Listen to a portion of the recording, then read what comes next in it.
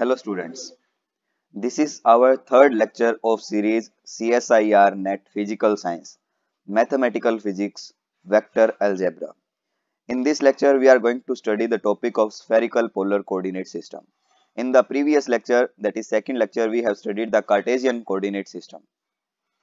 From very basic we have started so that we can approach to the advanced level step by step. Okay. तो spherical polar coordinate system समझने से पहले अगर आपने Cartesian coordinate नहीं समझा है तो पहले उसे समझिए, उसके बाद हम इसको समझेंगे तो बहुत आसानी होगी इसे अच्छे से याद करने में, चीजों को अंडरस्टैंड करने में। ठीक, तो विदाउट एनी टाइम वेस्टिंग हम स्टार्टिंग करते हैं स्फेरिकल पोलर कोऑर्डिनेट सिस्टम की। तो हम सबसे पहले अगर ये क्वेश्चन अराइज करते हैं कि हमारे पास जब एक कोऑर्डिनेट सिस्टम था कार्टेशियन कोऑर्डिनेट सिस्टम, तो हमने स्फेरिकल पोलर कोऑर्डिनेट सिस्टम क्यों इंट्रोड्यूस किया, इसके बाद जो थर्ड है सिलेंड्रिकल कोऑर्डिनेट सिस्टम उसे क्यों इंट्रोड्यूस किया। तो उसका अगर आप सिंपल सा जवाब चाहते हैं तो उसका यही है कि हम अपनी कैलकुलेशंस को जितना सिंप्लीफाई हो सके मैथमेटिकल फॉर्म में उतना सिंप्लीफाई कर सकें। जिस तरह EMT के अंदर इन कोऑर्डिनेट्स का बहुत ज्यादा यूज होना है, ठीक, जिसके अंदर हमें इलेक्ट्रिक फील्ड कैलकुलेशन में, पोटेंशियल कैलकुलेशन में, ग्रेडियंट कैलकुलेशन में, इन सब चीजों में इन कोऑर्डिनेट का हम यूज करेंगे according to the symmetry, according to the geometry. जिस तरह के ऑब्जेक्ट्स हमें गिवन होते हैं उसी तरह के ऑब्जेक्ट्स के ऊपर हम अगर सिंपल कोऑर्डिनेट सिस्टम यूज करते हैं, जितना कि हमारी कैलकुलेशन है वो आसान हो सके, उतना ही हमारे लिए बेनिफिट रहता है। तो जस्ट मैथमेटिकल कैलकुलेशंस को सिंपल करने के लिए सिमेट्री को ध्यान में रखते हुए हमने स्फेरिकल पोलर कोऑर्डिनेट सिस्टम और सिलेंड्रिकल कोऑर्डिनेट सिस्टम को इंट्रोड्यूस करना पड़ता है मैथ के अंदर, और फिजिक्स में इसका बहुत ज्यादा रोल है। कोई भी वेक्टर है, वेक्टर को स्टडी करने के लिए हमें कोऑर्डिनेट सिस्टम डिफाइन करना पड़ता है, यानी कि उस वेक्टर की कहां से लेकर कहां तक पोजीशन है, ठीक है, उसकी डायरेक्शन क्या है, उसका मैग्नीट्यूड क्या है, इसलिए हम कोई भी कोऑर्डिनेट सिस्टम को इंट्रोड्यूस करते हैं।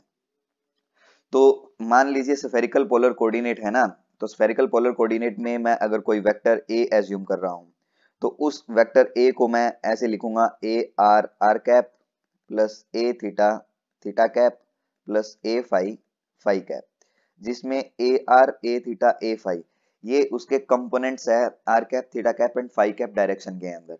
तो स्फेरिकल पोलर कोऑर्डिनेट का अंदर जो कोऑर्डिनेट्स होते हैं, जिस तरह कार्टेशियन के अंदर हम एक्स वाई जेड एज्यूम करते हैं कोई भी पॉइंट का कोऑर्डिनेट, उस तरह हम स्फेरिकल में ये कार्टेशियन कोऑर्डिनेट में ये अगर स्फेरिकल कोऑर्डिनेट में हम लिखें तो उस केस में हम r theta and phi use करते हैं, ठीक है, जिसमें आर कैप है वो डायरेक्शन होती है रेडियल डायरेक्शन, थीटा कैप और फाई कैप दो एंगल्स की डायरेक्शन होती है, वो मैं इस डायग्राम से शो करूंगा, वो डायग्राम आप देखिए। तो जैसे कि मैं कार्टेशियन कोऑर्डिनेट सिस्टम बना रहा हूं, तो कार्टेशियन कोऑर्डिनेट सिस्टम में मुझे 3 एक्सिस चाहिए, y axis, x axis and z axis.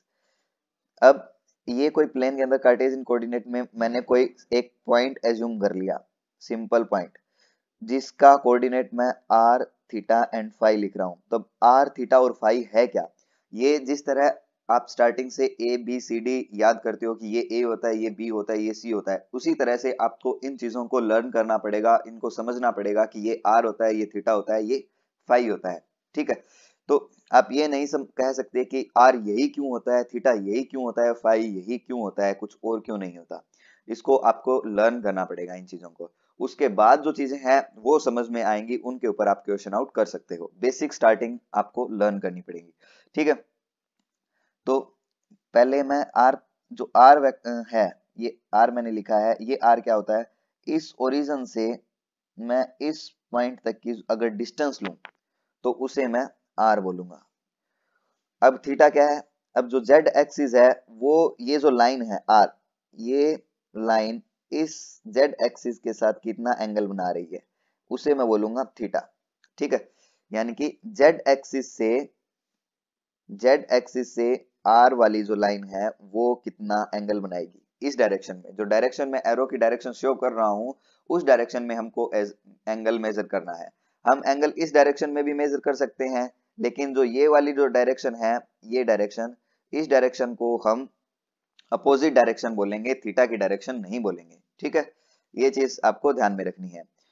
अब अब आते हैं फाइव के ऊपर। अब मैं क्या करूंगा कि जो आर था मेरा, क्या था, आर, इस आर का मैं लूंगा एक्स वाई प्लेन के ऊपर प्रोजेक्शन। ठीक है, एक्स वाई प्लेन के ऊपर मैं प्रोजेक्शन लूंगा तो कहीं पे यहां पर आएगा। ठीक, तो जो एक्स वाई प्लेन पे जो प्रोजेक्शन आएगा, ये आर मैंने ड्रॉ किया, तो इस आर का जो प्रोजेक्शन एक्स वाई प्लेन के ऊपर, वो एक्स एक्सिस के साथ कितना एंगल बनाएगा उसे मैं बोलूंगा फाई। ठीक है, समझ में आई इतनी चीज। ये हिस्सा है एक स्फीयर का। आप एक स्फीयर ड्रॉ करोगे, मान लीजिए मैं एक स्फीयर ड्रॉ करता हूं, तो उस स्फीयर का पार्ट है ये आर थीटा एंड फाई। ये स्फीयर के अंदर मैंने 3 एक्सिस ड्रॉ कर दी। ठीक है, और ये मेरा स्फीयर है। ठीक, तो स्फीयर की जो ये आउटर सरफेस के ऊपर मैंने कोई कोऑर्डिनेट ले लिया या फिर अंदर कहीं पे कोऑर्डिनेट ले लिया, तो वो डिस्टेंस है उसकी आर। अब यहां से जो ऊपर से एंगल बन रहा है, ये एंगल है थीटा जेड एक्सिस के साथ, ये जेड एक्सिस है हमारी। और जब मैं क्या करूंगा, नीचे वाले एक्स वाई प्लेन के ऊपर इसका प्रोजेक्शन लूंगा कहीं पे, मान लीजिए यहाँ प्रोजेक्शन आया, तो वो एक्स एक्सिस के साथ, ये जो एक्स एक्सिस है उसके साथ कितना एंगल बनाएगी इस डायरेक्शन में, उसे मैं बोलूंगा फाई। ठीक है, तो आर थीटा एंड फाई की थिंग्स अगर आपको क्लियर हो गई है तो हम आगे बढ़े।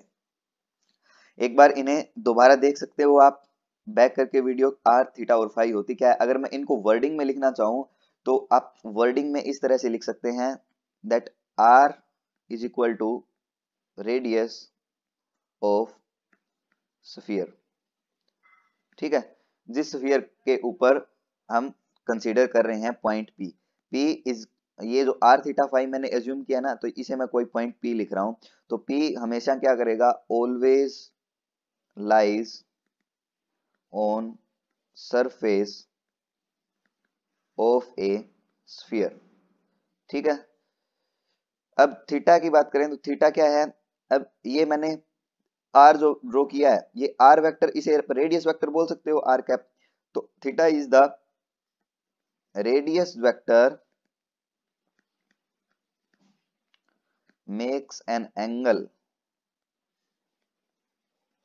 with z axis. जो रेडियस वेक्टर z एक्सिस के साथ एंगल बनाता है उसे हम थीटा वेक्टर, थीटा बोल रहे हैं। ठीक है, और फाई क्या है, फाई है plane containing r cos theta and r sine theta makes an angle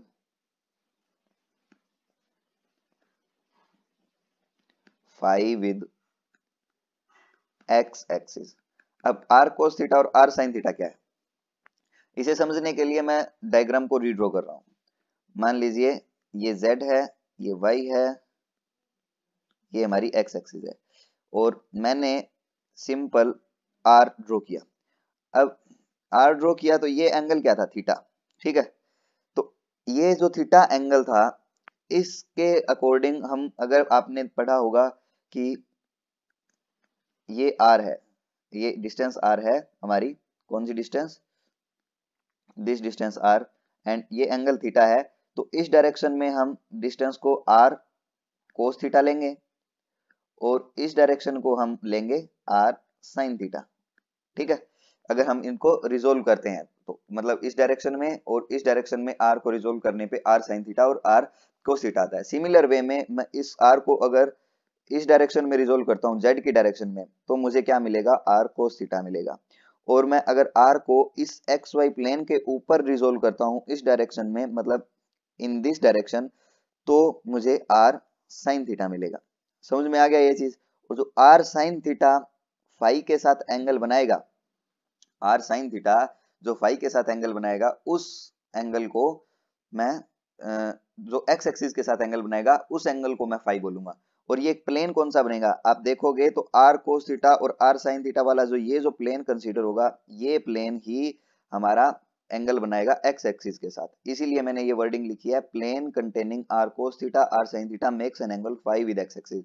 तो इस प्लेन के अंदर जो ये प्लेन दिख रहा है आपको, इस प्लेन में r कोस थीटा है और इसी प्लेन में r साइन थीटा है, तो ये जो एंगल बना रहा है x एक्सिस के साथ, उसे मैं फाई का नेम दूंगा। ठीक है, तो ये तो हुआ कुछ आर और थीटा और फाई की इंट्रोडक्शन में। अब बात करते हैं इनके यूनिट वेक्टर्स की कि r cap, theta cap and phi cap जो डायरेक्शन देंगे वो क्या क्या डायरेक्शन होंगी। ठीक है, तो मैं इसको रीड्रॉ करता हूँ। रीड्रॉ के अकॉर्डिंग मैंने अज्यूम कर लिया ये आर डिस्टेंस है, तो आर कैप तो सिंपली यही होगा। ठीक है, हमेशा इंक्रीजिंग ऑर्डर के अंदर हम कोऑर्डिनेट्स के इंक्रीजिंग ऑर्डर्स में ही हम इनकी जो डायरेक्शन है यूनिट वेक्टर की वो लिखते हैं। प्रीवियस लेक्चर के अंदर मैंने बताया था कि जिस डायरेक्शन में कोऑर्डिनेट इंक्रीज होता है वो उस डायरेक्शन में उस कोऑर्डिनेट का unit vector positive direction show करता है। अब ये डायरेक्शन थीटा की है, तो इस डायरेक्शन में मैं प्लस थीटा कैप लूंगा, और इसके अपोजिट अगर मुझे कंसीडर करना होगा तो मैं माइनस थीटा कैप लूंगा। ठीक है, ये समझ में आ गई इतनी चीज। अब बात करते हैं फाई कैप की। तो फाई कैप किस तरह से होगा, देखिए यहाँ पे मैंने इसका ये जो प्लेन है हमारा अपना, ये प्लेन कौन सा है, एक्स वाई। तो एक्स वाई प्लेन के अंदर मैं क्या कर रहा हूं, इस आर का प्रोजेक्शन लेता हूं इस डायरेक्शन में, तो मेरा आर साइन थीटा आता है और ऊपर आर कोस थीटा आता है और ये मेरा आर है। ठीक है, तो अब यहां से देखो, सिंपल यहां से देखने पर क्या मिलेगा कि ये जो प्लेन है, ये जो प्लेन आपको दिख रहा है, ये प्लेन को आप नेम क्या दे सकते हो, this plane makes an angle phi. तो इस प्लेन के परपेंडिकुलर डायरेक्शन कहीं पे इस डायरेक्शन में मुझे फाई कैप मिलेगा, इस प्लेन के परपेंडिकुलर, यानी कि ये जो डायरेक्शन होगी। ठीक है, ये मेरी फाई कैप होगी। तो r theta cap and phi cap की डायरेक्शन आपको समझ में आ गई, क्या कैसे अज्यूम करनी है। ठीक है, तो अब कहीं और आर्बिट्रेरी जगह पर मैं कोई पॉइंट लेता हूं, कहीं पे आर्बिट्रेरी पॉइंट लेते हैं, हम कंसीडर करते हैं। तो आर्बिट्रेरी के अंदर मान लीजिए ये आर है, तो ठीक है, तो r cap, theta cap and something in this direction phi cap. ठीक है, तो यहाँ पे अगर मैं कंसीडर करूंगा तो यहाँ पे क्या होगा, r cap, theta cap and something in this direction we got phi cap. तो यहां से आप क्या ऑब्जर्व कर पा रहे हैं कि जो यूनिट वेक्टर्स की डायरेक्शन है वो हर एक पॉइंट के ऊपर चेंज हो रही है। यानी कि पहले इसमें आर कैप इस डायरेक्शन में था, यहाँ पे आर कैप इसमें है, यहाँ पे आर कैप इसमें है, इसी तरह से थीटा और फाई चेंज होंगे। ठीक है, तो जो स्फेरिकल पोलर कोऑर्डिनेट्स में यूनिट वेक्टर्स की ये खास बात होती है कि इसमें जो कोऑर्डिनेट्स हैं उनके यूनिट वेक्टर्स की डायरेक्शन है वो हर पॉइंट के ऊपर वेरी करती है। हालांकि कार्टेशियन कोऑर्डिनेट्स के अंदर ऐसा नहीं होता, उसमें अगर x ये है तो हमेशा यही रहेगा, अगर y ये है तो हमेशा y की डायरेक्शन यही रहेगी, किसी भी पॉइंट के ऊपर लोगे तो y कैप इसी डायरेक्शन में हम लेंगे। ठीक है, तो आर कैप, थीटा कैप, और जिस तरह से कार्टेशियन के अंदर एक्स, वाई और जेड एक साइक्लिक ऑर्डर फॉलो करते हैं डॉट प्रोडक्ट और क्रॉस प्रोडक्ट के अंदर, सेम वे में यहाँ पे आर, थीटा एंड फाई है वो एक साइक्लिक ऑर्डर फॉलो करते हैं कि आर क्रॉस थीटा करोगे तो आपको फाई कैप मिलेगा, फाई क्रॉस आर करोगे तो थीटा कैप मिलेगा। ठीक है, अगर फाई क्रॉस थीटा करोगे तो माइनस आर कैप मिलेगा। ठीक, तो ये dot product and cross product ये तो बहुत बेसिक चीजें हैं, आपको आती ही हैं क्योंकि मैंने फर्स्ट लेक्चर इन्हीं पे बनाया था। अब बात करते हैं हम इनफाइनाइटेसिमल डिस्प्लेसमेंट एलिमेंट की। जिस तरह से हमने कार्टेशियन के अंदर स्मॉल डिस्प्लेसमेंट वेक्टर डीएल लिखा था, एरिया एलिमेंट डीए लिखा था और वॉल्यूम एलिमेंट डी टाउ लिखा था, सिमिलर वे में हम इसी में अप्रोच करेंगे कि यहाँ पे डीएल वेक्टर क्या होगा। तो मैं एज्यूम कर लेता हूं ये आर मेरी पोजीशन वेक्टर है, ये थीटा है and this is my r sin theta which makes an angle phi here। ठीक है, तो आर कैप मेरी ये, अब मैंने ये पॉइंट पी एज्यूम किया था। ठीक, अब मैं क्या कर रहा हूं, जिस तरह से पहले एज्यूम किया r, theta and phi, cartesian में हमने पी एक्स वाई जेड लिया था, उसी तरह यहाँ पे पी आर थीटा फाई है। तो मैं मूव कर रहा हूं क्यू तक, r plus d r, theta plus d theta and phi plus d phi, यानी कि मैं पोजीशन वेक्टर आर से r vector plus dl vector अगर मूव कर रहा हूं, ठीक है, तो मेरा डीएल वेक्टर है उसकी वैल्यू क्या होगी, मुझे ये कैलकुलेट करना है। ये कैलकुलेट मैं एज्यूम कर लेता हूं कि मैं डीएल आर रेडियल में स्मॉल आर कैप प्लस इसी तरह डीएल थीटा डायरेक्शन में थीटा कैप प्लस में डीएल फाई डायरेक्शन में फाई कैप। ठीक है, इन तीनों को कैलकुलेट कर लेता हूं, dl r dl theta and dl phi. तो डीएल आर क्या होगा, आर ये था, तो स्मॉल डिस्टेंस अगर मैं डी आर चलता हूं तो डीएल आर तो मेरा डी आर ही होगा। ठीक है, अब देखिए ये, अब डीएल थीटा क्या है, थीटा कैप डायरेक्शन में, थीटा कैप डायरेक्शन मेरी ये डायरेक्शन में, तो मुझे इस डायरेक्शन के अंदर देखना पड़ेगा। इस डायरेक्शन में अगर मैं देखूंगा तो देखिए ये आर, तो ये जेड एक्सिस के साथ मेरा एंगल थीटा बना रहा है, तो मैंने स्मॉल डिस्टेंस में चला, डी थीटा एंगल चला छोटा सा। ठीक है, तो अगर मैं छोटा सा डी थीटा एंगल चला तो उस केस में मुझे क्या मिलेगा, इसे मैं दोबारा बनाता हूँ, ये थोड़ा सही से नहीं बना, ये जेड एक्सिस है मेरी और ये वाई एक्सिस है, तो आर वेक्टर ये था। अब मैं, ये थीटा था, तो अगर थोड़ा सा डी थीटा मैं मूव किया, इसे जूम करते हैं, अगर मैं थोड़ा सा डी थीटा मूव किया तो डी थीटा मूव करने पर मुझे कितनी डिस्प्लेसमेंट करनी पड़ी, ये डिस्प्लेसमेंट, इस डिस्प्लेसमेंट की वैल्यू मैं डी एल थीटा लिखूंगा। तो क्या होगी वो डी एल थीटा, देखिए ये रेडियस ये एंगल, तो आर्क, हम ऐसे लिखते हैं ना, arc is equal to angle is equal to arc upon radius, sorry angle is equal to arc upon radius. तो जो आर्क है ये डीएल थीटा, तो डीएल थीटा की वैल्यू क्या होगी, एंगल है डी थीटा और रेडियस है आर, तो डीएल थीटा मैं मुझे लिखना पड़ेगा आर डी थीटा। समझ में आ गई, जो ये डिस्टेंस मुझे मिली है, कौन सी डिस्टेंस, दिस वन, इस डिस्टेंस की मुझे वैल्यू मिली है आर डी थीटा। ठीक है, जो DL theta small displacement vector मैंने लिखा है। इसी तरह से अगर मैं फाई की वैल्यू लिखना चाहूं तो फाई की वैल्यू कैसे लिखूंगा, मैं ड्रॉ कर देता हूं, ये y ये x, तो एक्स वाई प्लेन के अंदर मैंने ये r साइन थीटा लिखा था, ये था एंगल फाई। अब मुझे क्या करना है, इसी डायरेक्शन में मुझे स्मॉल छोटी सी डिस्टेंस चलनी है, छोटी सी डिस्टेंस कितनी चलूंगा मैं, डी एल फाई, तो मैं स्मॉल डिस्टेंस चला। अब मुझे जूम इन करता हूं, तो जूम इन करने पे ये डिस्टेंस मैंने डी फाई लिया है। ठीक है, डी फाई एंगल तक मैं मूव किया छोटा सा, तो यहां से लेकर यहां तक की जो डिस्टेंस मैंने मूव की फाई डायरेक्शन के अंदर, उसे मैं डी एल फाई का नेम दे रहा हूं, और वो क्या होगी, ये आर साइन थीटा था, मल्टीप्लाई में कर दूंगा मैं आर साइन थीटा मल्टीप्लाई में डी फाई। ठीक है, तो डीएल फाई की वैल्यू आ गई। इस तरह से अगर आप टोटल वो डीएल लिखना चाहते हो तो डीएल वेक्टर की वैल्यू क्या बनेगी, d r are cap plus r D theta theta cap plus r sine theta D phi phi cap. ठीक है, ये मेरा इनफाइनाइट सिंबल डिस्प्लेसमेंट वेक्टर हो गया स्फेरिकल पोलर कोऑर्डिनेट के अंदर। अब बात करते हैं एरिया एलिमेंट की, तो एरिया एलिमेंट किस तरह से लिखेंगे हम, एरिया एलिमेंट, अब एरिया इसके अंदर स्फेरिकल पोलर कोऑर्डिनेट के अंदर थ्री टाइप्स का एरिया होता है। थ्री टाइप्स का एरिया, वैसे तो स्फेयर एक क्लोज्ड सरफेस ही फॉर्म करता है, तो एरिया है वो एक पहला टाइप जो थी क्लोज्ड सरफेस ही बनाएगा। अब उसके अंदर तीन आगे सब पार्ट्स बन जाते हैं, किस तरह से, पहला पार्ट देखिए, फर्स्ट पार्ट बनेगा कांस्टेंट आर सरफेस, जिसमें रेडियस हमारी कांस्टेंट रहेगी।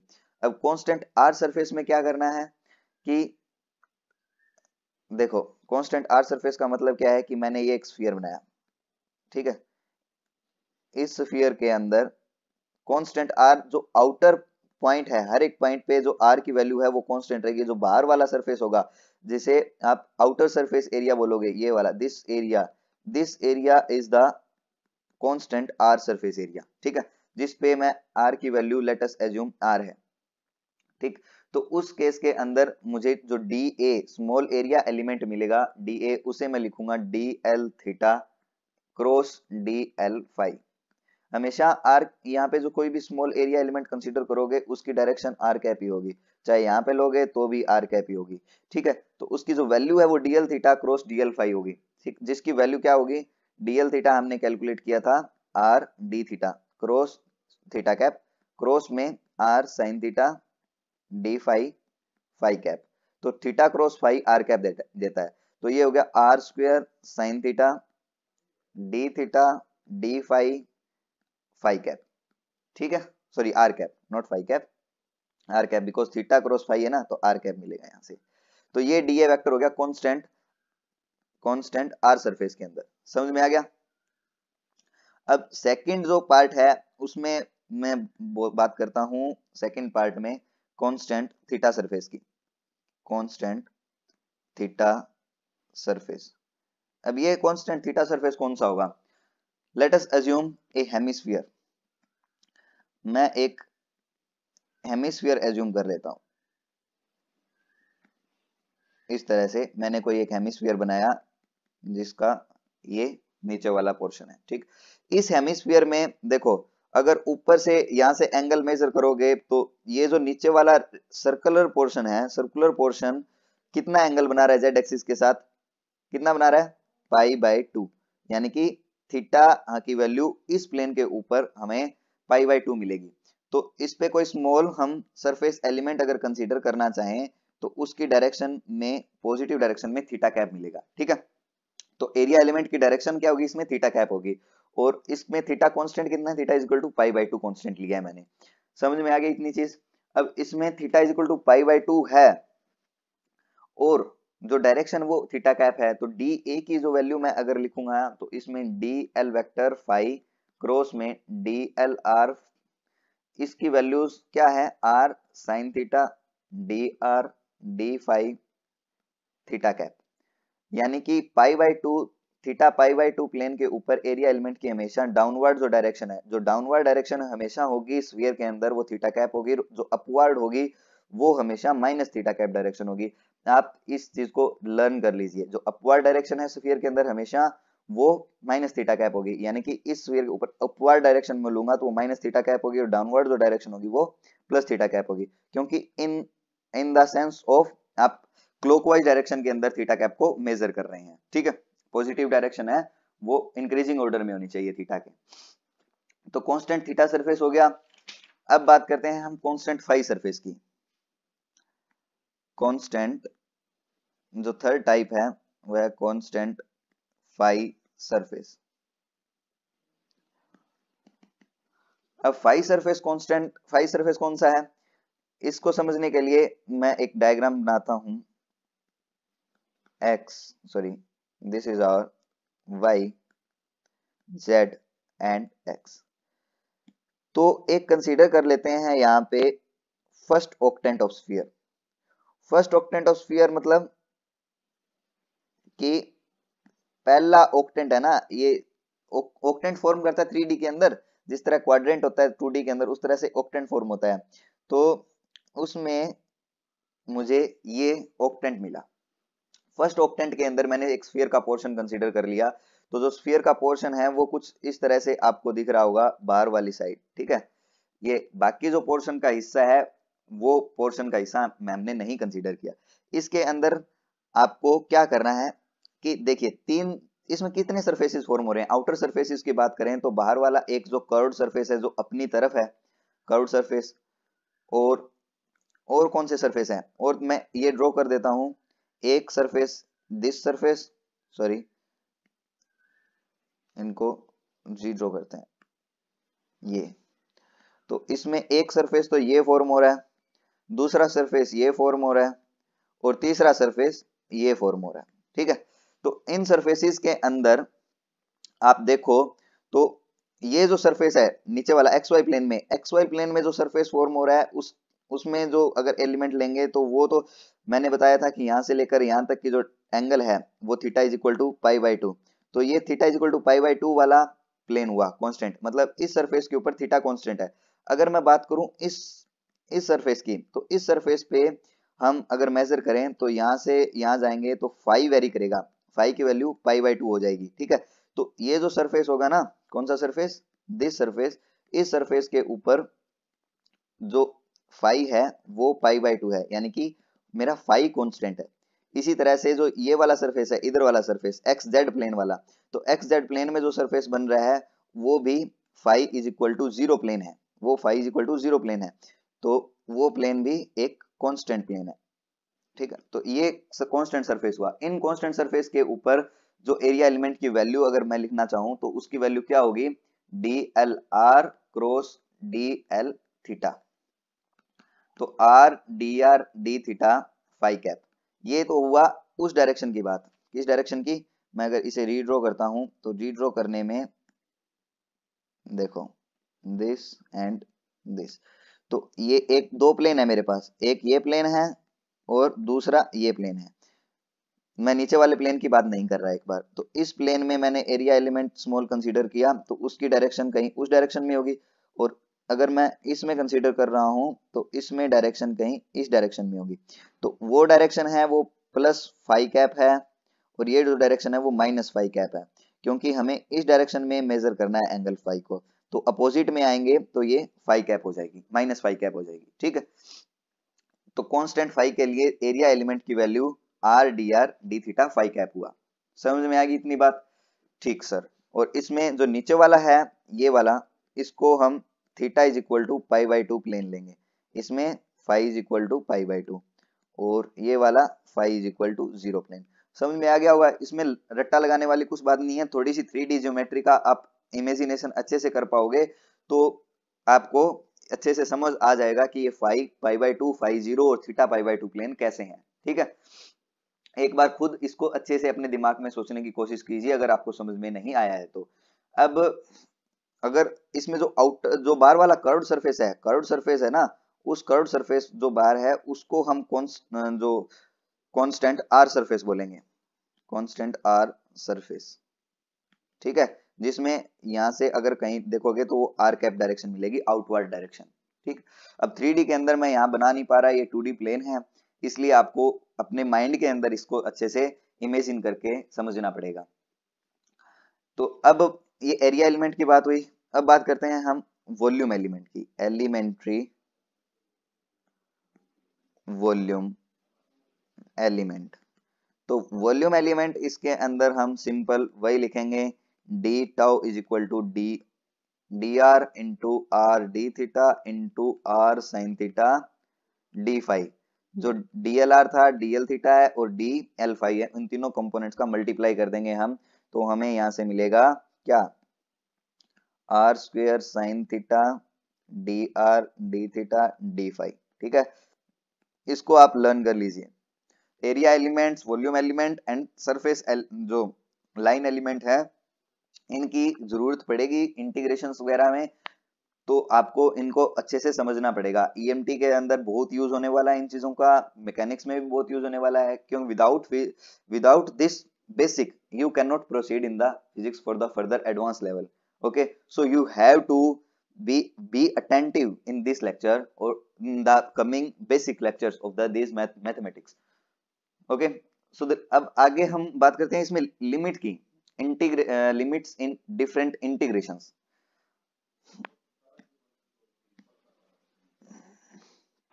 देखिए इंटीग्रेशंस की बात करते हैं तो लिमिट्स इन डिफरेंट इंटीग्रेशन, कि हम आर थीटा फाई की लिमिट्स कैसे लेंगे। अगर हम वॉल्यूम इंटीग्रेशन कर रहे हैं और सरफेस इंटीग्रेशन कर रहे हैं तो हम आर थीटा और फाई की लिमिट्स कैसे लेंगे इन डिफरेंट केसेस। पहला केस मैं कंसीडर कर रहा हूं फुल स्फीयर का, मैंने फुल स्फीयर एज्यूम किया, सबसे बेसिक केस। तो फुल स्फीयर के अंदर एक फुल स्फीयर है, ठीक है। अब फुल स्फीयर में मुझे मिल क्या रहा है, देखो फुल स्फीयर में क्या है, एक मिनट, ये r is equal to capital R, मैंने इसकी रेडियस एज्यूम कर ली। तो पहले हम वॉल्यूम इंटीग्रेशन की बात करते हैं। तो वॉल्यूम इंटीग्रेशन में मुझे कंप्लीट स्फीयर कैलकुलेट करना है, तो r की वैल्यू वेरी करेगी 0 से लेकर कैपिटल R तक। ठीक है, अब बात करते हैं थीटा की। तो थीटा हम मेजर करते हैं z एक्सिस से। अब z एक्सिस से अगर आप चलोगे, यहां से चले आप तो माइनस z एक्सिस तक आओगे, तो माइनस z एक्सिस तक आओगे तो थीटा की वैल्यू कहां से कहां तक वेरी की, थीटा की वैल्यू कहां से कहां तक वेरी की, 0 से लेकर पूरी पाई तक वेरी की, यहां तक आने में पूरा पाई एंगल कवर किया। और फाई की, फाई देखो फाई एक्स जेड प्लेन है ना, तो फाई एक्स जेड प्लेन में यहां से चले आप तो इस डायरेक्शन में हम मूव कर रहे हैं, तो यहाँ से पूरा कवर करेंगे, पूरा स्फीयर अगर कवर करना है तो फाई की वैल्यू 2 पाई तक होगी। कहां से लेकर कहां तक? 0 से लेकर 2 पाई तक फाई की वैल्यू होगी वॉल्यूम में, ठीक है। अगर इसी तरह हम सरफेस की बात कर रहे हैं, ये तो था वॉल्यूम इंटीग्रेशन। अब सरफेस इंटीग्रेशन में आर थीटा फाई कैसे वेरी करेंगे? सरफेस में हमें बार वाला पोर्शन कवर करना है सिर्फ, तो थीटा और फाई की वैल्यू वो कांस्टेंट रहेगी, सिर्फ आर की वैल्यू है, सॉरी थीटा की और जो फाई की ये लिमिट्स हैं वो सेम रहेगी जिस तरह से वॉल्यूम में थी। जो आर की वैल्यू है वो कांस्टेंट हो जाएगी, जिसमें आर की वैल्यू हम आर लिखेंगे, और थीटा फिर वहीं से वेरी करेगा यहाँ से लेकर यहाँ तक, और फाई वेरी करेगा इस डायरेक्शन में पूरा। तो theta will vary from 0 to pi and phi will vary from 0 to 2 pi, ठीक है। अब सेकंड केस कौन सा ले लेते हैं हम? सेकंड केस कंसीडर करते हैं अपर हेमिस्फीयर का। अपर हेमिस्फीयर 4 केस कंसीडर करूं मैं, 4 केस ही आएंगे, इससे ऊपर बहुत रेयर, बहुत मिनिमम, मतलब 1% चांसेस बोल सकते हो आप, इससे अदर केस कोई बन सकता है, तो बन तो सकते हैं बहुत सारे केस भी, क्योंकि जिस तरह से फर्स्ट ऑक्टेंट पढ़ेंगे उस तरह से सेकंड थर्ड ऑक्टेंट वो भी पढ़ सकते हैं, लेकिन वो बहुत ज्यादा कॉम्प्लिकेटेड हो जाता है इमेजिनेशन करना, इसलिए फर्स्ट देखिए अपर हेमिस्फीयर, लोअर हेमिस्फीयर और फर्स्ट ऑक्टेंट ऑफ स्फीयर तक का ही वॉल्यूम इंटीग्रेशन, ये सरफेस इंटीग्रेशन तक का आता है, ठीक है। इतने तक ही आपका सिलेबस में है, इतने तक का ही पूछा जाता है, इससे ऊपर एडवांस लेवल का नहीं पूछा जाता, तो मैं चारों केस ये कंसीडर कर दे रहा हूं। अब अपर हेमिस्फीयर में क्या करना है? अपर हेमिस्फीयर किस तरह से बनेगा? अपर हेमिस्फीयर, यहाँ पे मैंने कोई स्फीयर कंसीडर किया जिसका कर्व सरफेस ऊपर वाली साइड है, ठीक। तो अब देखो इसमें थीटा की वैल्यू और आर की वैल्यू और फाई की वैल्यू किस तरह वेरी करेगी, तो पहला मैं वॉल्यूम में बात करता हूँ। वॉल्यूम में बात करनी है तो इसकी मैंने रेडियस आर मान ली, तो आर की वैल्यू वेरी करेगी 0 से लेकर कैपिटल आर तक, ठीक है। अब थीटा, सॉरी ये फाई बना दिया, थीटा देखते हैं। तो theta will vary from where to where, देखिए यहां से लेकर यहां तक वेरी करेगा, क्योंकि नीचे तो पोर्शन है ही नहीं, नीचे वाली साइड तो कोई पोर्शन है ही नहीं, तो सिर्फ ऊपर ऊपर वाला पोर्शन है, तो थीटा वेरी करेगा 0 से लेकर सिर्फ पाई बाय 2 तक, क्योंकि ये जो प्लेन मैंने बनाया है ये theta is equal to pi by 2 ही प्लेन है, कांस्टेंट प्लेन जिसे बोलते हैं, जिसपे थीटा कांस्टेंट है। अब बात करते हैं फाई की, लेकिन फाई जो है, फाई भैया वो पूरा का पूरा वेरी करेगा, मतलब फाई है वो पूरा कर्व कंप्लीट करेगा, that is phi will vary from 0 to 2 pi, ठीक है। तो ये हुआ वॉल्यूम की बात। अब इसी तरह सरफेस इंटीग्रेशन की बात करें तो सरफेस के अंदर अपर हेमिस्फीयर में आर की वैल्यू है वो कांस्टेंट रहेगी जिस तरह फुल में थी। अब ये जो सेम वैल्यू है वो रहेंगी थीटा की और फाई की, ठीक है, वो आप देख सकते हैं, क्योंकि सरफेस में हमें सिर्फ बाहर वाला पोर्शन कंसीडर करना होता है, ठीक है, अंदर वाला पोर्शन नहीं लेना। अंदर वाला पोर्शन लेने के लिए हम रेडियल डायरेक्शन को कांस्टेंट कर, मतलब अंदर वाला लेना होता है वॉल्यूम के अंदर, तब हम इसको आर को वेरी करवाते हैं, और नहीं लेना होता सरफेस में सिर्फ, तो इसलिए आर को हम कांस्टेंट रख देते हैं, ठीक है। इसी तरह से थर्ड केस जो लोअर हेमिस्फीयर का है, लोअर हेमिस्फीयर बिल्कुल सेम है, बस एक सिर्फ थीटा की लिमिट में वेरिएशन आएगा, बाकी पूरा का पूरा सेम है। देखो किस तरह से मैंने बनाया ये लोअर हेमिस्फीयर, तो लोअर हेमिस्फीयर में ये हुआ, ठीक है। तो लोअर हेमिस्फीयर में ये जो प्लेन दिख रहा है आपको ऊपर वाला, ये theta is equal to pi by 2 plane है। अगर मैं नीचे मूव करता हूं, ये माइनस जेड एक्सिस में बनाता हूं, तो ये जेड है, तो थीटा वेरी कहां से करेगा? यहां से वेरी करना स्टार्ट होगा और यहां तक आएगा थीटा। तो थीटा की वैल्यू वॉल्यूम के अंदर हो चाहे सरफेस के अंदर हो, दोनों केस के अंदर वॉल्यूम या चाहे सरफेस, थीटा की वैल्यू है वो कितनी वेरी करेगी? पाई बाय 2 से लेकर पाई तक वेरी करेगी, ठीक है। यहाँ से पाई बाय 2 से स्टार्ट होगी और पाई तक वेरी करेगी, लोअर हेमिस्फीयर की बात कर रहे हैं। बाकी जो केस है ये ऊपर अपर हेमिस्फीयर वाला, जिसमें फाई और आर वो दोनों सेम अपर हेमिस्फीयर की तरह ही हैं, ठीक है, बिल्कुल सेम। बस इसमें इतना ही था, लोअर हेमिस्फीयर के अंदर सिर्फ और सिर्फ ये थीटा की वैल्यू ही चेंज करती है, और जो वॉल्यूम और सरफेस के अंदर सेम रहती है। बाकी जो इंटीग्रेशन है वॉल्यूम और सरफेस में लोअर हेमिस्फीयर के केस, वो आर और फाई वाला बिल्कुल सेम एज इट इज है जिसे अपर हेमिस्फीयर में था। अब बात करते हैं फोर्थ केस की। फोर्थ केस में मेरे पास है first octant of sphere, first octant of sphere. इसमें भी आप बहुत अच्छे से इमेजिन कर पाओगे। इसमें क्या है, देखो मैंने ये बनाया, ठीक है। अब इस डायग्राम में आपको देख के पता लग रहा होगा कि सिर्फ मेरे पास क्या है, ये आउटर सरफेस है। तो आउटर सरफेस है जो फर्स्ट ऑक्टेंट में है सिर्फ। तो फर्स्ट ऑक्टेंट में आर वॉल्यूम की बात करते हैं, चलो पहले। तो वॉल्यूम में क्या होगा, वॉल्यूम में आर की वैल्यू है वो 0 से लेकर आर तक की वेरी करेगी। अगर इस स्फीयर का जो पोर्शन है, ये स्फीयर फर्स्ट ऑक्टेंट में स्फीयर है, मतलब ये स्फीयर का एक पार्ट है, ठीक। तो जो सिर्फ फर्स्ट ऑक्टेंट में लाई कर रहा है, तो आर की अगर इसकी कैपिटल रेडियस आर है, ठीक है, तो आर की वैल्यू वॉल्यूम में तो 0 से लेकर आर तक की वेरी करेगी। अब बात करते हैं थीटा और फाई की। तो थीटा और फाई कहां से लेकर कहां तक वेरी करेंगे। अब थीटा देखो यहां से स्टार्ट किया और वेरी कर रहा है, सिर्फ ये कौन सा प्लेन है, एक्स वाई प्लेन, क्योंकि हमारे पास positive Y Z plane, positive Y Z plane, positive X Z plane और पॉजिटिव एक्स वाई प्लेन जो है, इन प्लेन्स में ही हमारे पास स्फीयर का पार्ट है सिर्फ। तो एक्स जेड एक्स वाई जो ये है जेड एक्सिस से लेकर एक्स वाई प्लेन तक, ये जो एक्स वाई प्लेन दिख रहा है आपको, इस एक्स वाई प्लेन तक थीटा की वैल्यू वेरी कर रही है, यानी कि 0 से लेकर पाई बाय 2 तक, ठीक है। अब फाई की वैल्यू कहां से लाई कर रही है, फाई की वैल्यू एक्स एक्सिस से स्टार्ट करेंगे तो वाई एक्सिस तक है।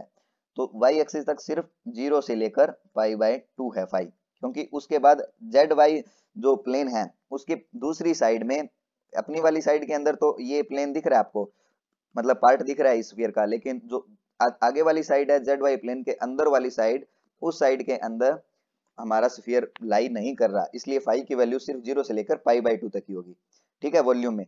अब इसी तरह सरफेस की बात करें यहाँ पे, तो सरफेस में आर की 0 सॉरी आर कांस्टेंट हो जाएगा जिसमें वैल्यू होगी आर, और थीटा फिर वहीं से पाई बाय 2 से सॉरी 0 से लेकर पाई बाय 2, और फाई 0 से लेकर फिर वही पाई बाय 2, ठीक है। थीटा और फाई की वैल्यू सरफेस और वॉल्यूम एलिमेंट वॉल्यूम इंटीग्रेशन के अंदर सेम रहती है, ठीक है। सिर्फ वेरी करता है आर, वॉल्यूम के अंदर आर वेरी करता है और सरफेस के अंदर आर की वैल्यू कांस्टेंट हो जाती है, इतना याद रखना, ठीक है। समझ में आ गया। तो हमने ये वॉल्यूम और सरफेस इंटीग्रेशंस की लिमिट्स भी स्टडी कर ली कंप्लीट। जो स्फेरिकल कोऑर्डिनेट्स में जितनी डिस्कशन हमको चाहिए थी, ये मोर देन सफिशिएंट है।